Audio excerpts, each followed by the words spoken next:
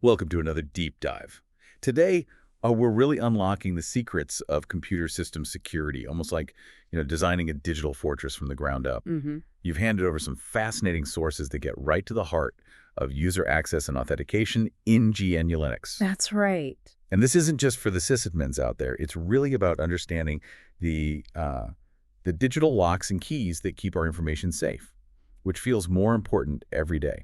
It really does. And the material, it focuses specifically on the Red Hat Certified System Administrator, the RHCSA perspective, Okay. which gives a very practical, comprehensive look at how users actually get access, prove who they are on Linux. It's all geared towards security, yes, but also efficiency and just making systems manageable. Yeah, right, the real world stuff. Okay, so our mission today, let's unpack the most important nuggets from these sources. We'll start with the basics, creating users, but then get into the really complex layers, authentication, auditing. Yeah. Hopefully you walk away feeling well-informed, maybe even a little surprised by how deep it all goes. Okay, let's get into it. So building that digital fortress, where do we even start? I'm guessing it's defining who gets to approach the gates. User management, why is that the absolute bedrock? You've really hit the nail on the head there.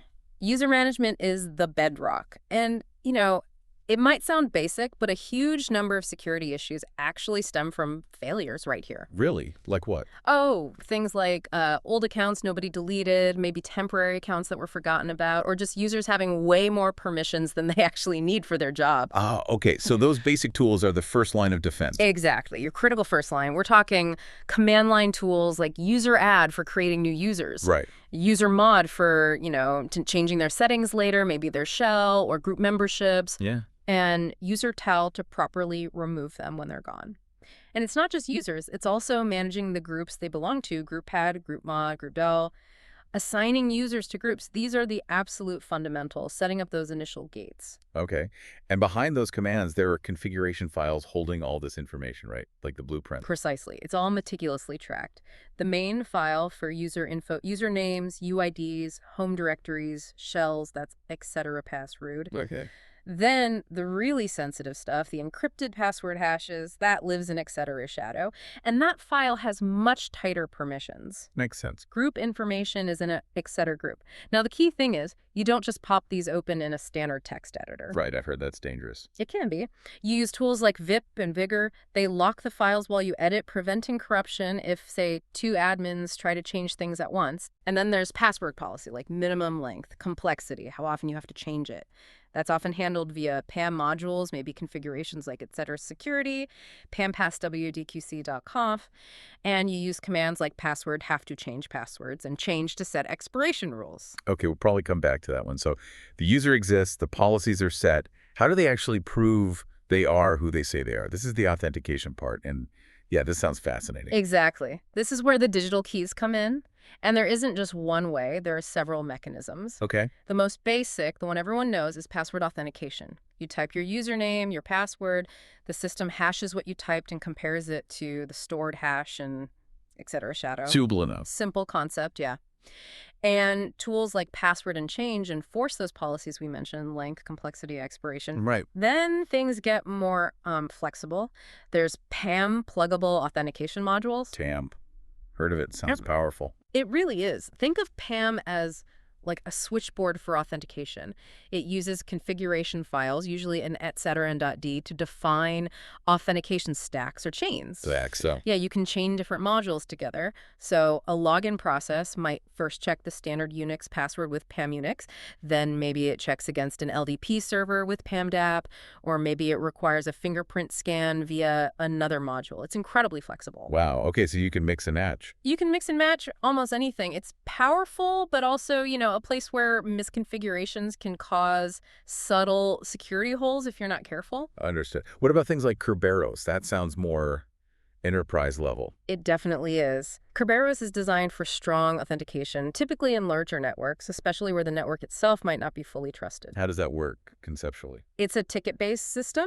Think of it like getting a temporary passport at a central office. You have realms, which are like trusted administrative domains. Okay. Principals, which are users or services within that realm. And tickets, which are encrypted temporary credentials. You authenticate once to a central server, get a ticket, and then use that ticket to access various services without re-entering your password constantly. Single sign-on territory. Exactly. Tools like Cadmin manage the Kerberos database. Knit is what a user runs to get their initial ticket. And yeah, it integrates tightly with things like LDAP and Active Directory. It's a big piece of large-scale identity management. Okay. Beyond passwords and these complex ticket systems, what else is common? SSH keys. Absolutely. SSH keys are huge, especially for anyone managing servers remotely. They're way more secure than passwords against many attacks. How they work again? Public-private. Right. You generate a pair of keys with shush keygen, a private key you keep secret, and a public key you put on the server, typically in a file called authorized keys in your .sh directory. When you connect, the server uses your public key to issue a challenge that only your private key can solve. No password needed. Very secure, very convenient once set up. And there are different types like RSA, ECDSA. Different algorithms. Okay. Yeah. And you mentioned digest authentication briefly. Yeah, digest authentication. It's more common in web contexts like HTTP authentication. It's a challenge response thing where the client proves it knows the password without actually sending the password itself across the wire. More secure than just sending a password in plain text or basic encoding. Tools like htdigest are used for this. Okay. And the big one lately, two-factor authentication. 2FA, yes. Crucial extra layer. It means proving your identity using two different kinds of factors, usually something you know, like your password, and something you have, like your phone generating a one-time code, or a physical USB security key, or smart card. How's that implemented in Linux typically? Often through PAM again. There are modules like PAM Google Authenticator for time-based one-time passwords, TOTP, those codes from apps like Google Authenticator or Authy, or PAM C11 for hardware tokens like smart cards or YubiKeys. These often use open standards like Oath and HMAC for the cryptography behind those codes.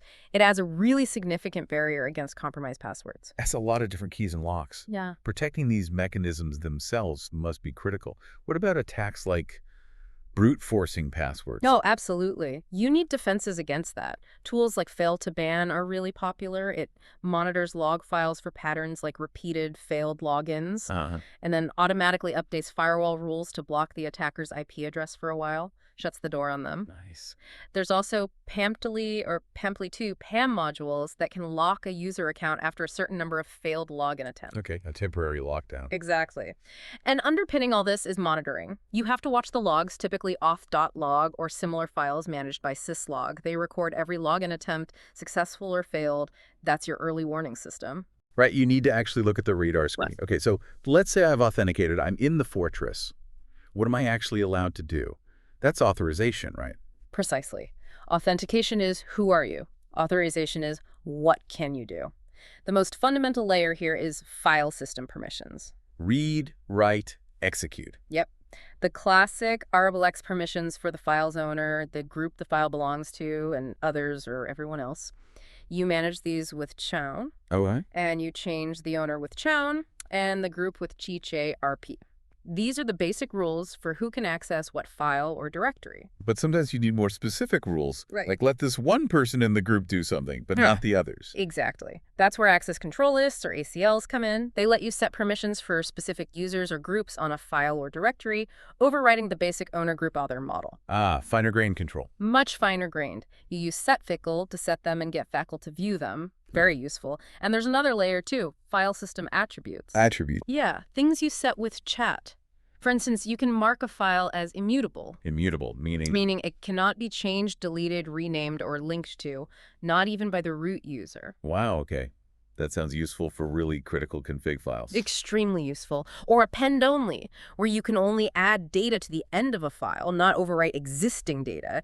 Think log files. You view these attributes with lset. Okay.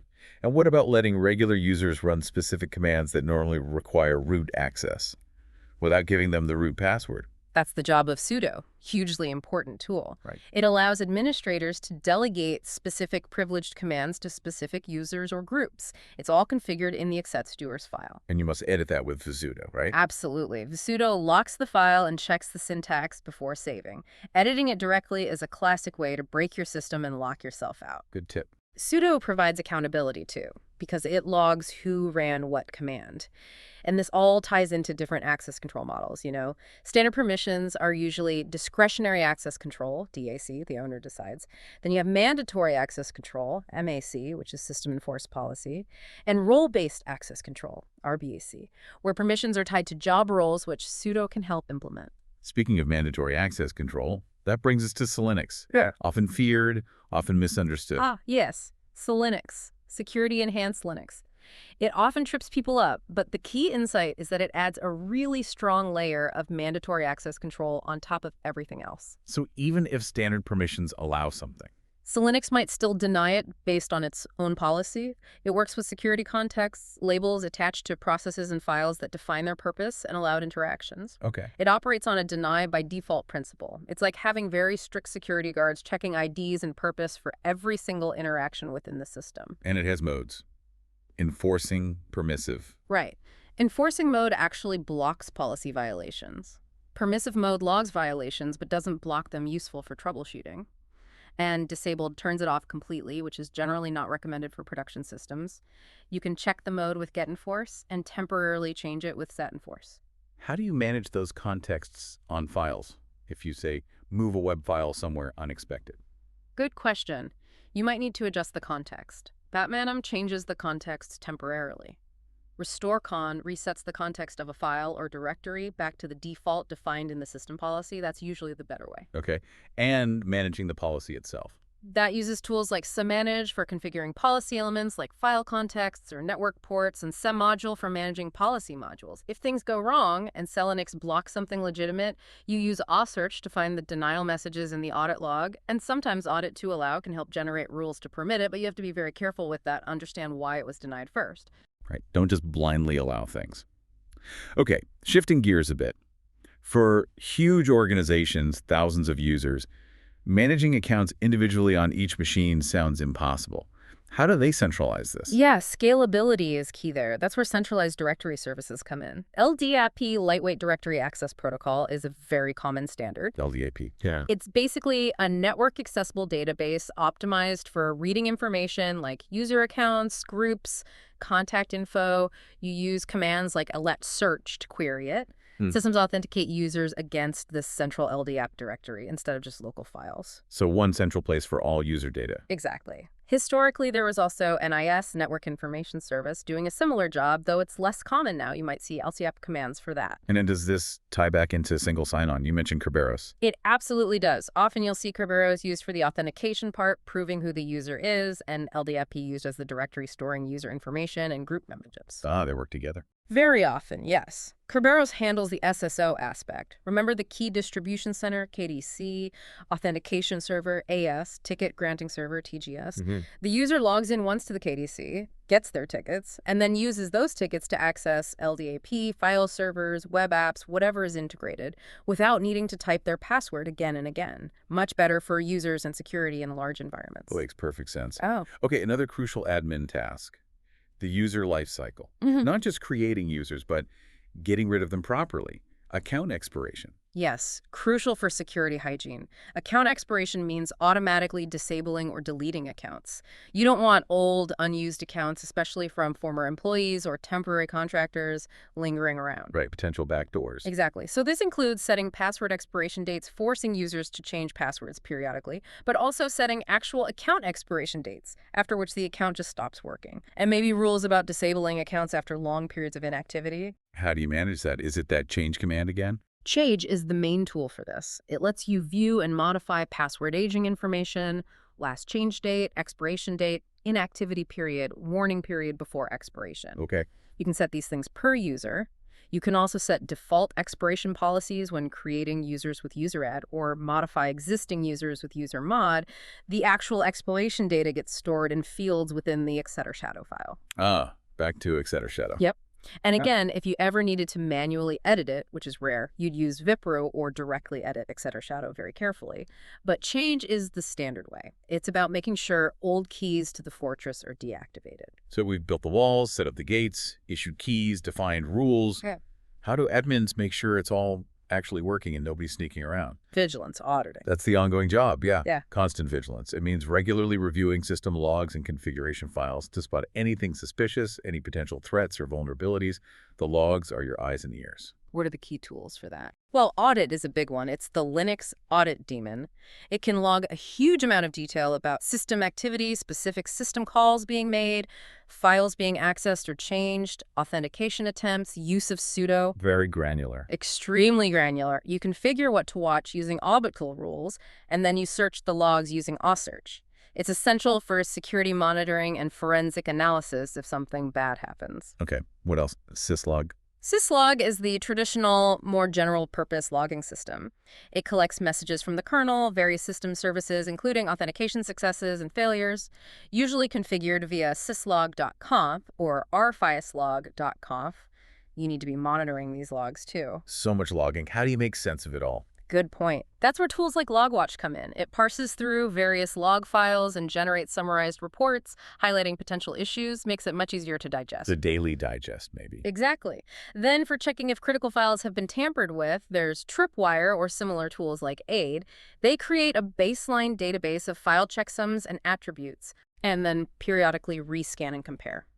If a critical system file has changed unexpectedly, it flags it. It's like an integrity check for your Fortress walls. Okay, and broader security scans. Yeah, you'd also use tools like Nessus or OpenBAS for vulnerability scanning, proactively looking for known weaknesses in your systems. Nmap for network discovery and port scanning, seeing what doors and windows are open to the network. And maybe Snort or Suricata for network intrusion detection, actively watching network traffic for malicious patterns.